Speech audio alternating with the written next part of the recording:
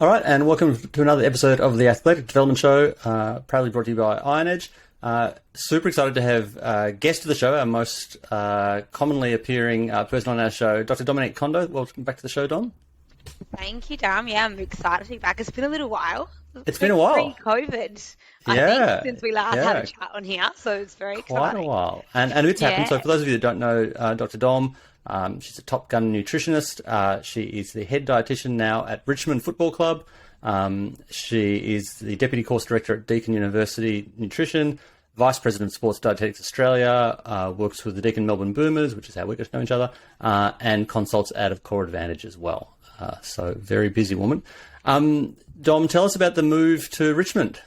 That sounds it's a bit of new change one. after a long time. Yeah. Yeah, it is a new one. So I was with the Cats for the last 6 seasons. Did a couple of hubs with them and whatnot, and then an opportunity came up at Richmond, and just thought you get to a stage where you think time to bit of a new challenge, bit of a new adventure, and I live in Richmond myself, so a little bit less travel in a day as well. So just right timing to get to explore a new set of athletes and a new environment. So I'm excited. That's great. Pretty hard to resist the offer of working in your own suburb, I imagine. Yeah, it's so surreal. In terms of life balance. Absolutely. It was like an hour and a half on a lot of days to get to the Cats. It's a long time. Leaving pretty early, and now I get in the car and it's 4 minutes, and I think, wow. 4 minutes. That's different. That's pretty bad great. for driving. Yeah, that sounds amazing. So it's good. That's great. Now it's still early days, and obviously you've got to be careful with what you talk about when you're in an elite sporting environment. So don't feel like I'm pressuring you for key inside info at all. But I'm curious about the things that you can talk about. What are their differences and commonalities when you jump to a different club? What's the because certain stadiums have a different smell and a feel, and certain organisations have a different feel. No, absolutely. What have you picked up that's different? Well, I'm still finding my feet. It's just the first week of the pre-season for the men this week. So I haven't met half of them yet. It's the younger boys that are back, but been with the girls for the last month. It's at the end of the day, a footy club's a footy club. They work in very, very similar ways. But I think there are those subtle differences just in the way that the place is run, in the things that are prioritised, I guess, in the way that staff communicate with each other. So little things like that, I'm just noticing, that's a bit different and whatnot. And so, slowly starting to pick it up. But from what I've picked up so far, I was so lucky at the Cats. They're an amazing club as well. I've been pretty lucky to work with two pretty big clubs, to be honest. But from what I've picked up so far, everything we hear about Richmond as far as their culture and connection, that's obviously very open on an international scale. You can really feel that when you're walking through the corridors. And that's something I always wondered if it was really, that way, and it really is. They've clearly done an amazing job to get where they are, and everyone, staff and players, just really does feel quite connected. So I'm excited to explore that more. Yeah, super exciting. Well, good luck with that. So we've got heaps to talk about. There's been a lot going on in the nutrition space and the body composition space. The first thing I want to talk to you about is lockdown-based chocolate addictions. Because there's been, I remember talking to someone who was connected to a chocolate rep, like a Darryl Lee or a Cadbury rep or whatever. And I was saying, chocolate has just gone, chocolate and cans of beer sales just went through the roof. And I've talked to a bunch of people who weren't necessarily big chocolate eaters before, but just got in that comfort food habit and are now, myself included, a little addicted. It's a very interesting thing. Tell us about that. Have you come across that as well? Oh, absolutely. It's one of the most common things that I hear, but also myself, we all go through it through these lockdowns. And I guess I was lucky enough to be able to escape to another version of a lockdown in the hubs, over the last couple of years. But was, especially this year, was here for a fair bit of it. And it becomes a comfort. Now what we know is that it's actually, you get addicted to sugar and to fats. So both of those things are addictive at both at the mouth receptors and then both at a neurological level as well, in particular the sugar. So the thing about chocolate is that it's got both of those ingredients in it, so we can get addicted to the ingredients themselves.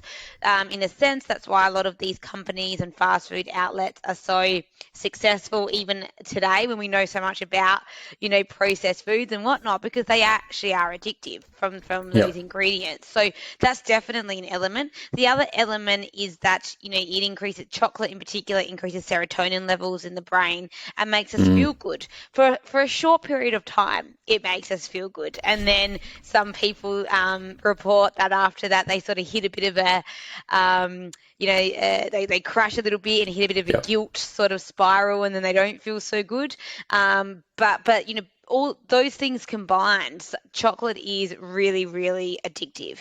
And I think it was something that through lockdown, people just, looked forward to, in a sense. A little indulgence, a little treat, yeah. Yeah, absolutely. I was talking to some friends about this recently where, maybe whether it's chocolate or whether it's crisps or whatever it is for somebody, you get to dinner and you think, I get to go and eat my favourite chocolate or my favourite chips in an hour, and you almost start to think of it as something that's the event in your day when we went through what we did. And so, all of those sort of things combine, both the environment, which can make something addictive, then actually the ingredients that's in it is addictive, is why we fall into these habits. And it's a habit. We know that a habit takes around 2 to 3 weeks to form, and a habit takes around 2 to 3 weeks to break. And so once you do it consistently, it's really, really difficult to break that habit.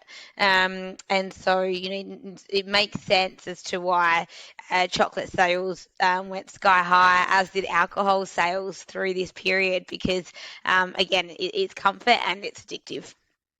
And so do you have any suggestions? Are people better off to go cold turkey and go, right, that's it, no more chocolate? Or are you better off to just go, I'll only have it half the time or half the amount? Because you could try and have a little less each day. You could have it not on some days, or you could have none at all.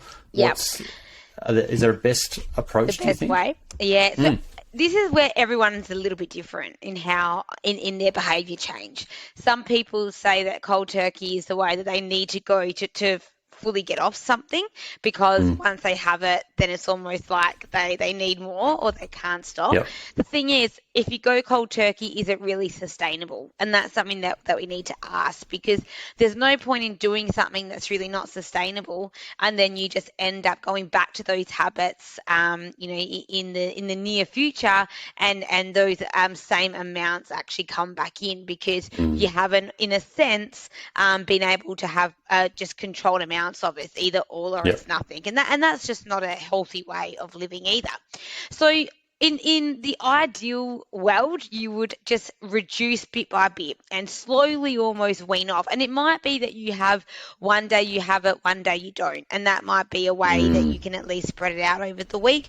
Other little tricks that I know that we've heard, but sometimes a bit harder to do, is to not buy things in big amounts. So don't buy blocks of chocolate, or don't buy something that once it's opened, you feel this, overwhelming desire to finish it. I feel like you might have been observing my behaviour. I opened those mint chocolate things, and I opened the packet, and I ate one, and then I'm like, oh well, it's open. And in a sense, you think, well, if I just eat it all, then there's none left, and I can then relax on the couch.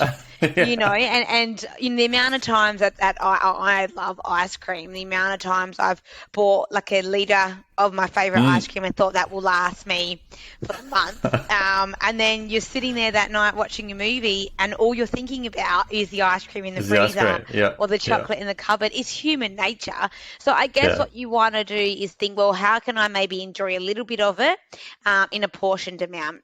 And so, whether that's just buying individual sizes of them. And so once it's open and done, it's done. This is really hard. That's a great tip.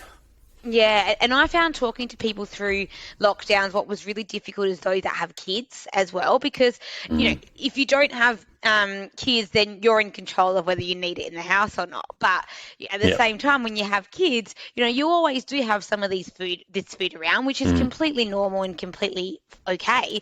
And so you don't want to deprive your kids of not being able to have a little bit of chocolate, but then at the same time, it's this like mind game of when it's there, it's actually the adults that's eating most of it. So it is a challenge, and it is a bit of a balance. But thinking about, okay, how can I actually be kind to myself and not buy as much quantity, buying it in individual portion control amounts, and then when it comes to something like chocolate, think, well, what's my favorite chocolate, and maybe stay away from that for a little bit, so the desire is not quite there. So most people, some people love dark chocolate, but most people can't eat the volumes of real dark chocolate as what they can of milk.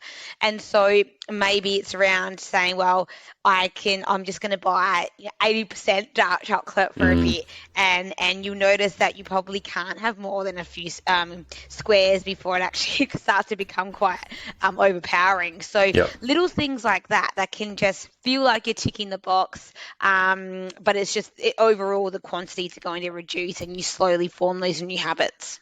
I like it. Can you tell us what is the big difference with dark chocolate? Is it just that it's more cocoa, less sugar? Is that as simple as that? Exactly right. Yeah, exactly right. More cocoa, less sugar. And that's pretty much all that it is. Cool. Yeah. A bit higher in antioxidants because of that. Yeah, right. So a natural segue from talking about chocolate addiction is talking about body composition rebounding, because we're in an interesting time where, normally it's kind of conventional wisdom is that if you want to gain muscle, you have to overdo your calories a bit to make sure you're in a surplus to gain muscle. And if you want to lose body fat, you have to be in a deficit. But I don't think as a population we've ever had so many people who want to do both at the same time. Yeah. We've atrophied, we've lost a bit of muscle from not playing sport, and we've gained a little bit of fat, and we want to do both. Is that even possible? What's the best approach? What are your thoughts on that interesting challenge for us in this particular point in time? Yeah, absolutely. And it is, it's what we all want, isn't it? To be big and lean at the same time. Yeah. And listen, it is a challenge, definitely, but it is definitely possible. It just requires really, really careful planning over your training week and quite careful periodization of nutrition to really support the training that you're doing. So at the end of the day, to gain muscle, you do need to be in energy surplus because you do obviously need that energy to go to gaining muscle mass after you've actually used the energy that you need to live every day. So you do need that.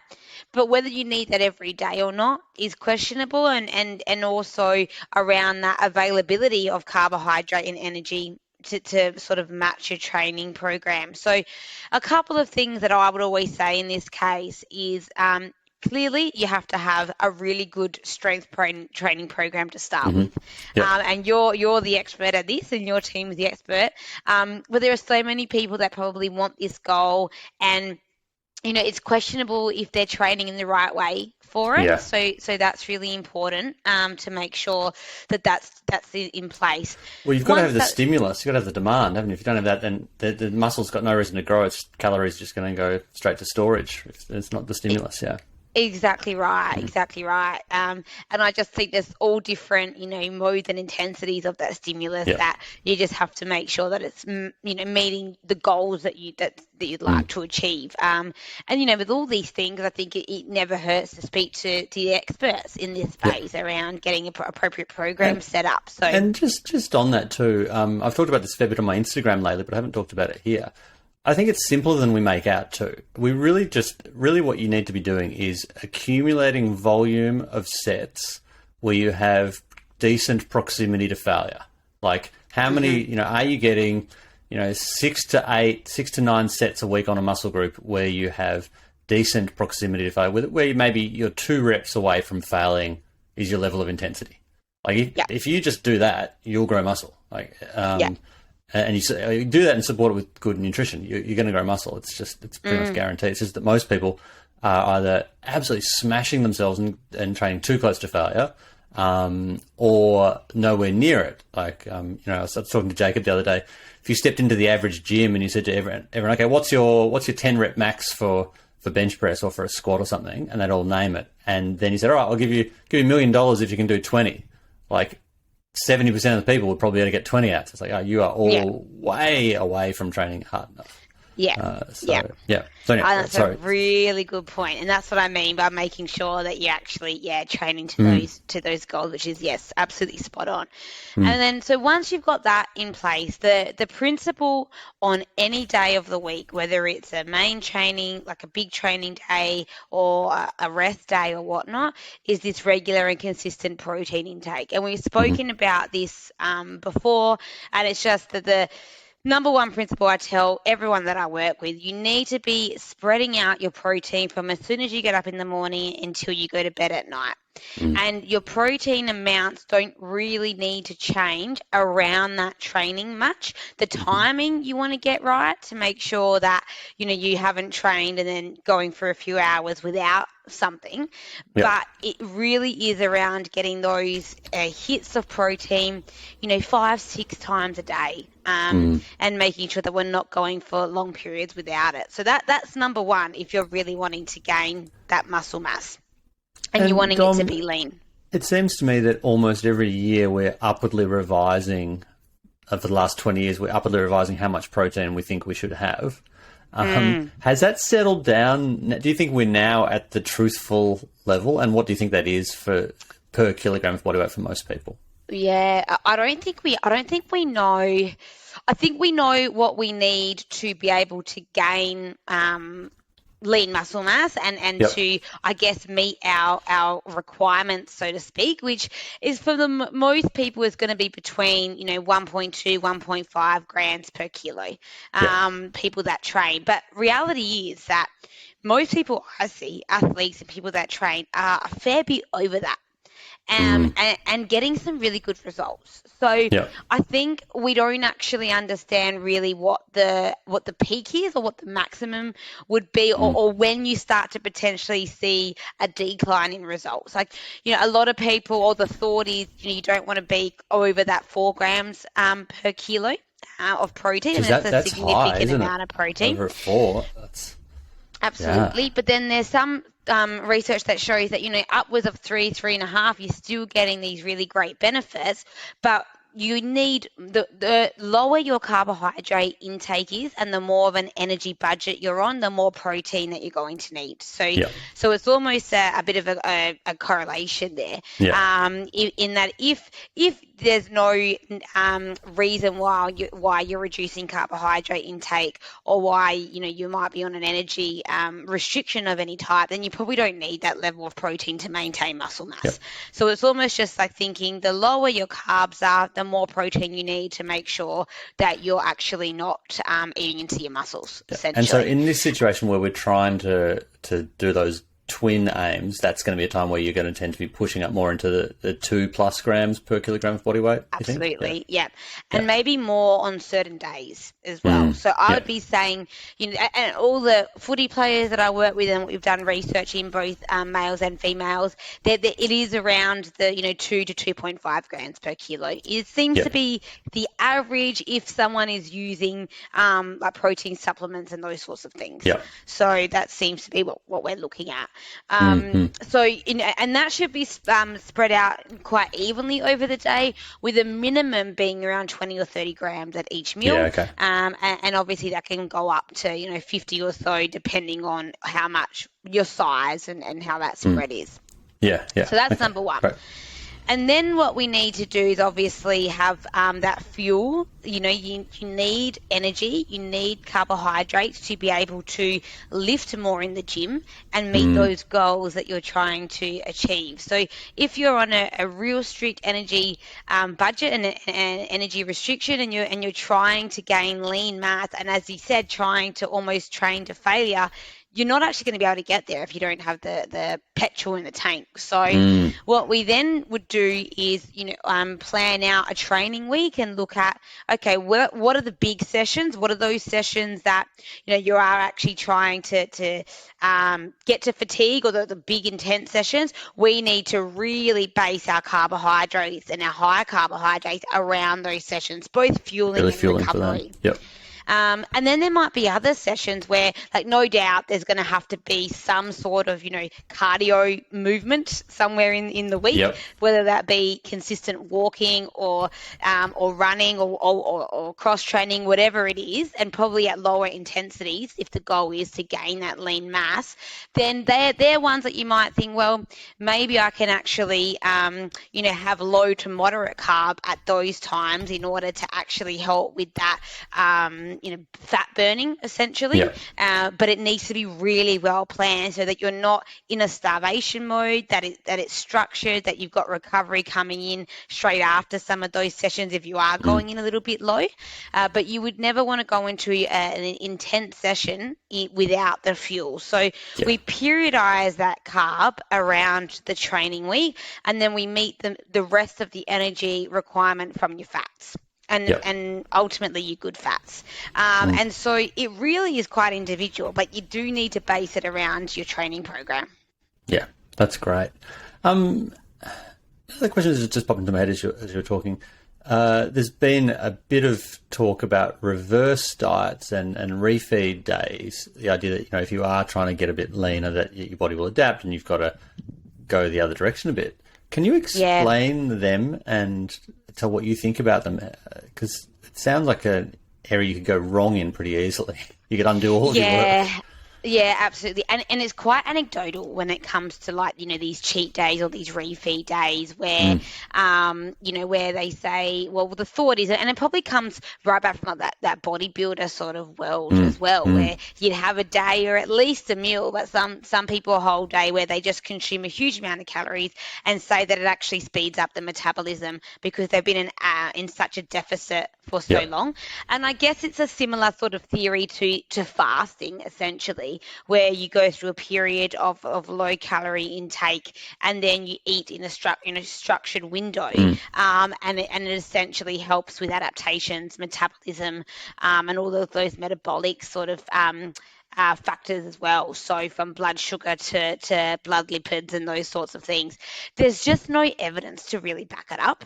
And it may be that, these refeed days gives just some, like, the people that are doing them, a bit of a psychological boost, in a sense that they just get out everything that they're craving and then feel like for 80% of the week they can actually stick to something that they're trying to stick to, and so they're getting outcomes because it's actually just a defined period in the week. It's not every day that this is happening. So who knows? You're putting light at the end of the tunnel every single week, aren't you, if you do that? Exactly right. Refeed day, Saturday, I'll hold off till then. I'll hold off. And there's a massive psychological element in that, because the minute you say to yourself, I can never have that, and go back to the chocolate addiction, if you say to yourself, I need to stop chocolate to get off this, that's a lot harder than saying, on Saturday, I can eat as much chocolate as I want, so let's just hold off to then. It's a lot more achievable. And because at the end of the day, so you might start off by eating an enormous amount of chocolate, but over time you sort of just get over it a little bit, and so your refeed days or your cheat days actually probably become less and less calories as you go. And so overall, it's questionable of whether there's actually a metabolic, difference there that is causing the results, or whether it actually is just because in a week there's just lower energy coming in and better types of food. So it's more of a psychological lever. And what about the reverse diets where people will go, like, for, say 4 weeks on, 300 calories above per day?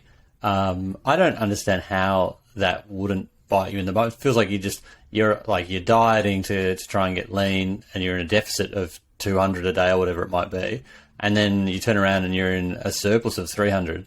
It feels like it's just like periodized yo-yoing. It sort of sounds like to me. And I tend to agree. Again, there's not a whole lot of evidence to back up, why you would do it. But then what we have to remember as well is that we don't have much data on what the longer term outcomes of something like that are too. So you might get these initial acute results that you might think, oh, this is actually pretty good. But then fast forward, 4 months down the track, 6 months down the track, what's actually happening from both a body comp, but then also a metabolic perspective, and then from our health, we have to remember that these sort of things can actually really play with our blood sugar levels, with our insulin responses, with our blood lipids, and we probably just don't know enough about it as yet. The other thing, I guess, that we have to remember is that if you're in a real energy deficit for some time, then you are going to essentially slow down metabolic rate because, you are essentially in a bit of a starvation mode. Now, the longer you do that for, the longer term effects that's going to have. But what people find is that there is a bit of a grace period where you do increase that energy intake to almost match, and the body's just really craving it. So essentially, you might see some benefits. But over time, because you've actually stunted metabolic rate, depending how long you've been in an energy deficit for, it's not long lasting. So we just, we probably don't know enough about it. And it's coming from quite a lot of, anecdotal sort of stories and evidence. Yeah, it's so interesting. Another question you've prompted there is, provided we address the psychological addiction-based elements of craving, and we, whether we've got a relief valve of once a week of having, the free day or whatever. What I've noticed is that my ghrelin got out of control in lockdown. Like, I was just really irrationally hungry a lot later in the day than I had been before. And so ghrelin's the hunger hormone. Is that a thing that just your body, it gets like, how does ghrelin act, how does your satiety and your hunger actually work in relation to, so like, why do you think that it seemed to me that it had changed? Like, I was way more hungry later than I'd normally would have been, and it hasn't flipped back to how it used to be, is my curiosity. And it's interesting because I guess from what I know about you, Darren, if you don't mind me saying, that you've gone through periods of some intermittent fasting. I was going to say, we've spoken about your intermittent fasting before.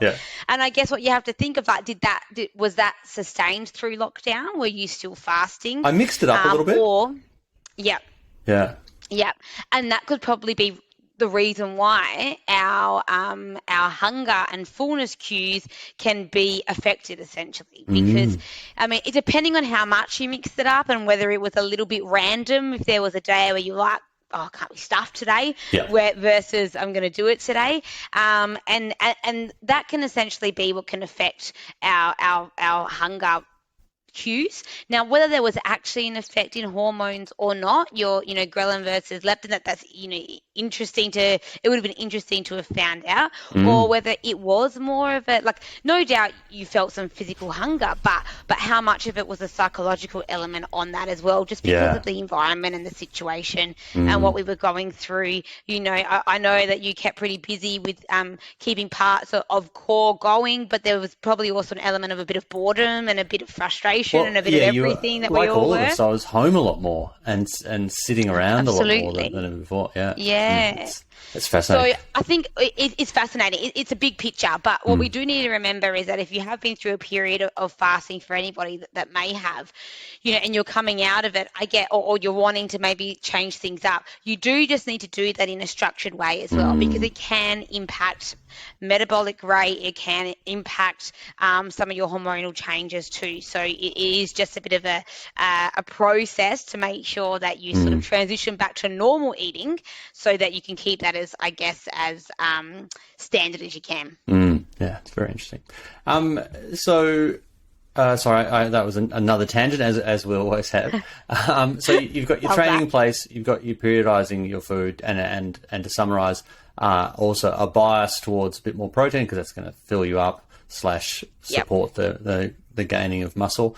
And then on your days where you're not training as much, or it's more cardio focused, or it's more of a fat burny day, you're going to have less carbs to facilitate that. So it is doable. The interesting, I suppose, component to all this, though, is that what I'm fascinated to see also is this potential epidemic of bone, like stress fracture and tendon-based issues, because we're going to have people coming from a very low load couple of years, a low vitamin D couple of years, because we haven't been walking to the bus stop. There's been a lot more people who've just been in home. So bone density, I'm suspicious, would be at an all-time low in the history of humanity, probably. And then now we're doing this reload, and we're trying to get lean and get strong again. So I'll be surprised if we don't have more stresses than we've ever seen before over the next 12 months. What's your advice to sidestep that and to sidestep tendon problems as well? Yeah, so I think number one, and similar to the first point that we spoke about when you're trying to gain this lean mass, is to make sure that you've got the right program in place, and you just don't ramp up really quickly. And I mean, I'm the worst at this. I'll go from not running to running 20K, and then think, I wonder why my hamstring's sore. So, you do. I love that you and I are so bad in each other's areas. Like I can't open a packet of chocolate without eating all of them, and you can't take on a run without going 20K. Whereas I'm quite good when it comes to my training load. I'm pristine. I'm very careful. Yeah. I'm actually thinking of just signing up for the Melbourne Half Marathon, even though I haven't run for a while. So I do things like that. So, but you do want to make sure that you've just got, especially if you've had a history of any tendon issues that in particular, or bone health issues, that you do just have those proper progressions in place. Yep. But then once you've done that, if we're looking at the diet, just to make that really simple, literally, you need to give your bones some rest days. You need to not suddenly be doing 5 hours of sport a day, and 1 to 2 days a week need to be days where the bones get to just rest and regenerate. So, again, not that people make it out to be really complicated, not that complicated. Periodize your week a little bit. Don't do every single session 10 out of 10, and give your bones a little bit of time to replenish. Yeah, sorry, go on. Yeah. No, absolutely. And so then I guess when it comes to stress reactions and then essentially stress fractures, if it develops into that, the thing that we know outside of the load that can cause an issue is having low energy availability, which essentially means that you're not eating enough energy. Now, whether that be mainly the main nutrient that we see is the carbohydrates, but it can be just overall energy for the exercise that you're doing. So there's just not enough energy left over to support it.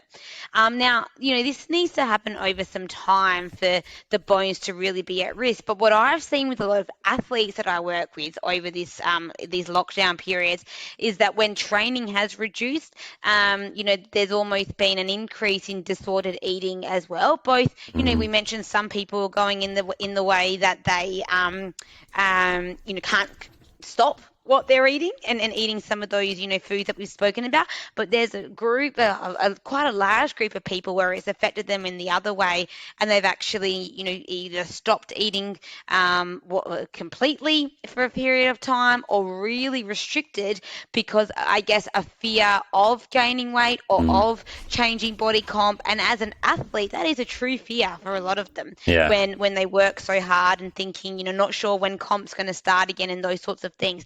So the concern is that athletes, or really active people, don't just have to be athletes, recreational athletes as well, that may have gone through a period over the last few months of maybe just watching what they're eating a bit more, pulling back on carbs and energy, maybe have lost a little bit of weight and then ramping up training. The issue with that is that their bones are going to be in a real state of stress already, because they just haven't supported them with the energy intake. So number one's going to be fuel for the work that you're going to do. Make sure that that you've got the energy coming in that you need for your training. So that's going to be really, really important. The protein that we've spoken about, not only is that essential for muscle gain, but also really important for muscle recovery, which our amino acids are a part of all systems. There's tissues, there's joints, bone health, it's all connected. And so that consistent protein intake will also really help support our bones and our joints and tendons in the training as we get back to it. So that's really, really important. You mentioned vitamin D.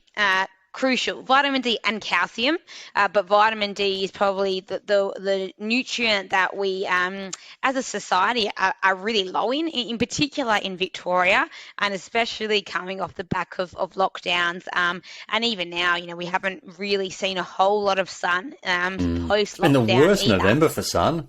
Oh, shocking. Absolutely terrible. Shocking. Yeah. And we just can't get the vitamin D that we need from our diet, right? You need to get it from the sun. So, of course, be sun smart. There is still high UV, even though we don't see the sun. So, expose your skin at the right times of day. And, and this is unprotected. So, you don't want to go out at 9 a.m. with a lot of sunscreen on, because it's going to defeat the purpose. But, it might be at 8:30, 9 a.m. You just go out and expose your, walk, only maybe arms or a part of your body for 15, 20 minutes. And really that's all that we should need in Australia to get the vitamin D that we need. But my recommendation would be to even just do a blood test and just see where you're at on a few things. Post lockdown, vitamin D. It's a good time to get some benchmarks, iron. Isn't it? Yeah. Absolutely. Yeah, definitely. And there's some really good evidence coming out around the benefits of vitamin D in all different areas, both with injury prevention, bone health, depression, mental health. So if the vitamin D is a little bit low or even borderline, then getting on a supplement leading into training would be important. And we know that athletes probably should have levels upwards of twice the amount of general population. So really? Vitamin D is going to be really, really important. Absolutely. And these days at Core, we train. It still have this sort of impression that we just train basketballs. We actually train heaps of other sports and in a lot more volume than we've ever trained. But we've actually never trained less basketballs than we do these days. But nevertheless, basketball's still a big part of our culture and our business. And basketballs in particular, like they all the extra training hours are all done indoors. So a lot of other field sports, you're going to just get that dose. You don't have to go looking for that dose of vitamin D as hard. But if you are an indoor court sport-based person, you do have to consciously try and work that into your life. Absolutely. Absolutely. Yeah. And then I guess the other thing that we've spoken a little bit about is collagen, which really, really important, and then I think a great supplement to consider for anybody that has had a history of stress reactions or fractures, tendon issues as well, and actually getting on a potential loading protocol when the training does start to ramp up again can really just help with the prevention of some of those conditions as well. So I've taken it religiously ever since you told me to, about 4 years ago, and I love it. Like every day, I have what I call my beef tea. Yep. What's the loading concept? How does we haven't talked about that before? Yeah. So.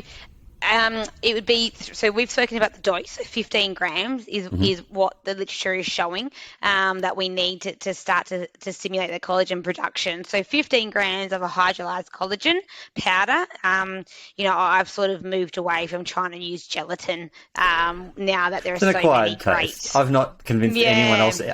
No one else has ever got on board with my beef tea.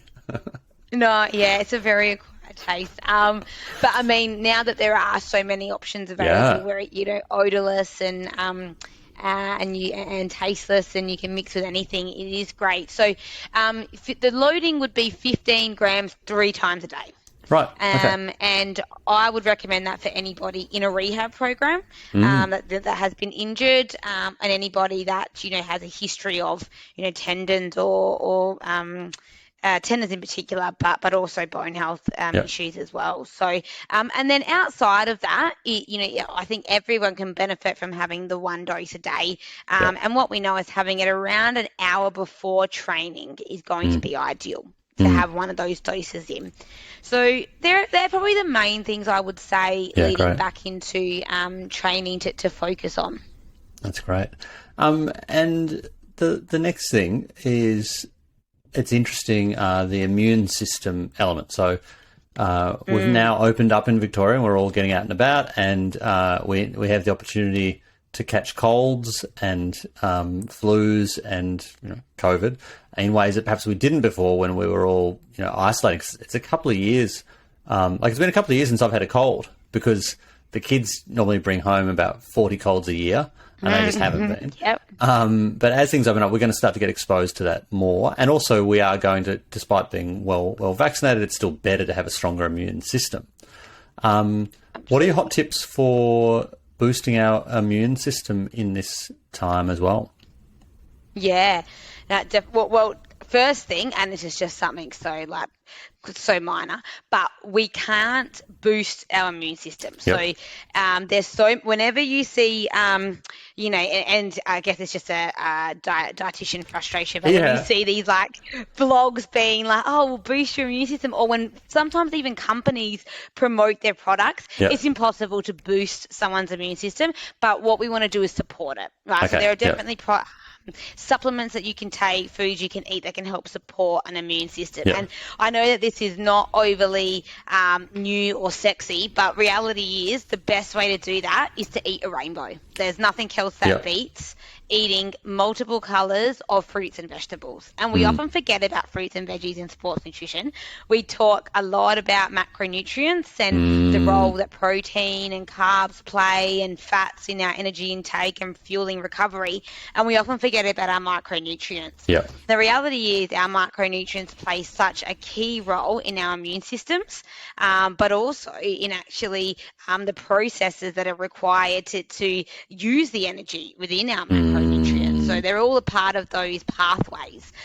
So it's really, really important to make sure that we're getting them in. And, it doesn't need to be any more than what the Australian Guide to Healthy Eating is. That's probably the only two groups that I tend to follow with the Australian Guide to Healthy Eating.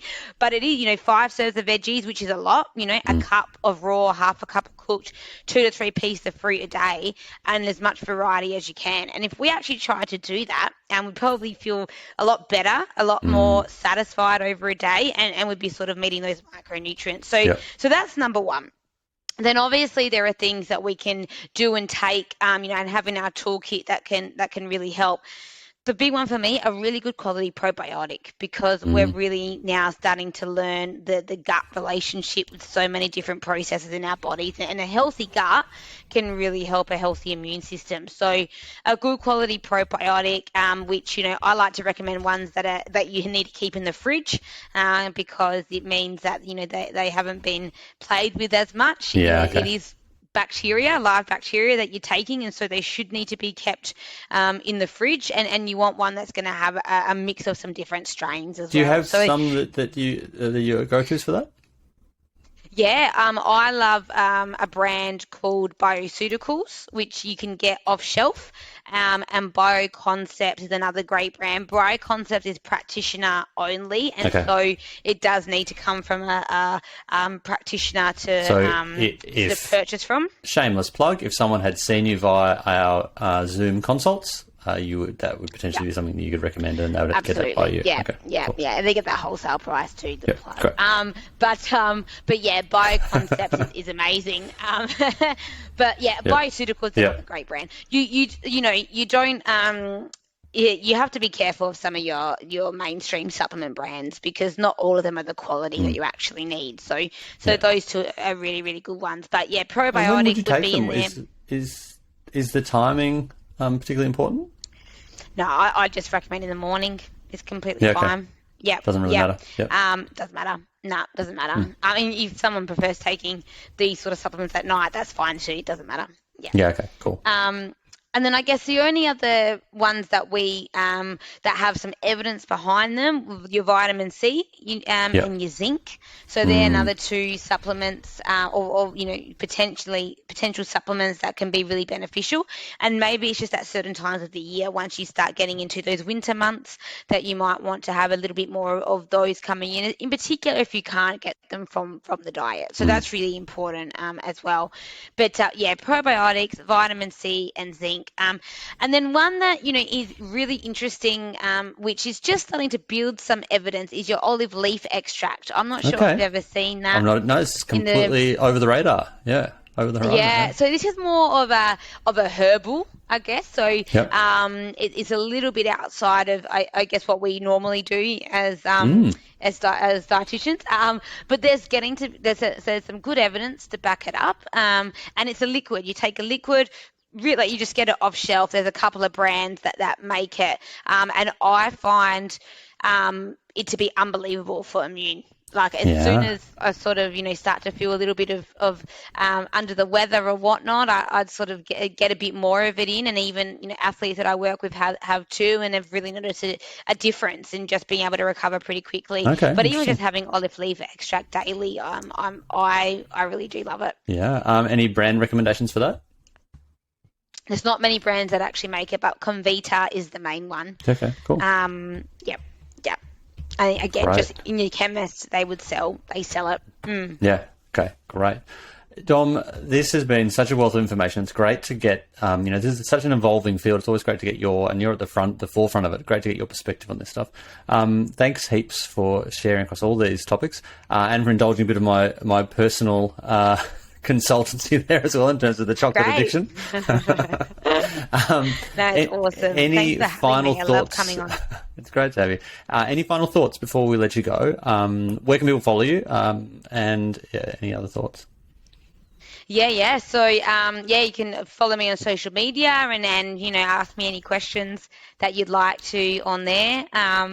And obviously I'm at Core as well. So if you did want to consult, you can pop online to the Core website or to my website, which will direct you, and you can book in either face to face now, or online consult. So yeah. Very good. All right. Well, thanks again. And we'll have all the show notes related to everything that we've talked about today. They'll all be along with this podcast. And Dom, we'll see you soon. Thanks, Sam. Great to chat. Cheers.